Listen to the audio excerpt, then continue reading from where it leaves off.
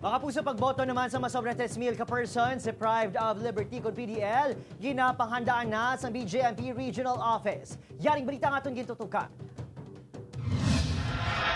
Bangon sa mas malawig kang madamo nga satellite registration schedules na ginpahamtang sa BJMP, nagdangat sa 3,939 ng mga PDL ukon persons deprived of liberty nga rehistrado nga makaboto para sa 2022 national kag local elections sa bugos ng Western Visayas. Ang mga jail facility may masobra 50 ka registered voters ang pahamtangan sa special polling place kung saan pati gayuno ng pagboto sa mismo nga jail facility kag may special electoral board.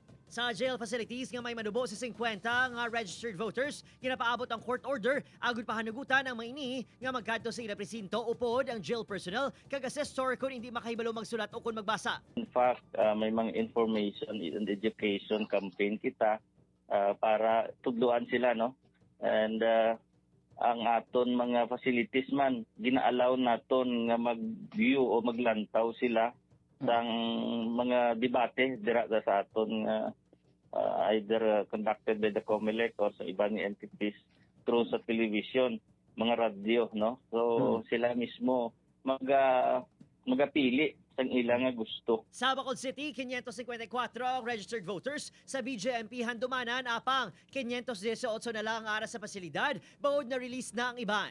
Sa pasilidad naman sa Singkang Airport, gikan 398, naghimo na lang 357 ang mga PDL voters matapos sa hilway ng una nagparehistro. Sa final briefings ng COMELEC sa USLS Coliseum, ginpatpat sang training team ang mga pagsulundan sa pagboto sa mga PDL, lakip na ang nagkakaangay nga transaksyon sa mga BJMP personnel. Sa Negros Occidental High School, ginapaghandaan man sa mga maestra express lane kag PDL voters. Mga clustered precincts sa barangay 29, 32 kag 33 ang mga magaboto sa NOHS. Lunsay, bakunado lang ang mga manunudlo.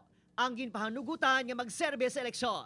Posible kwan gid required man gid guro kahit ma-expose ka sa lain-lain nga tao. Do ang voters siya maski hindi sila vax hindi mo na makuha ang pribileyo nga ay practice ng ilang right of suffrage man. Pero mga sa aton yang mga Sa teacher sigurado vaccinated na sila yan.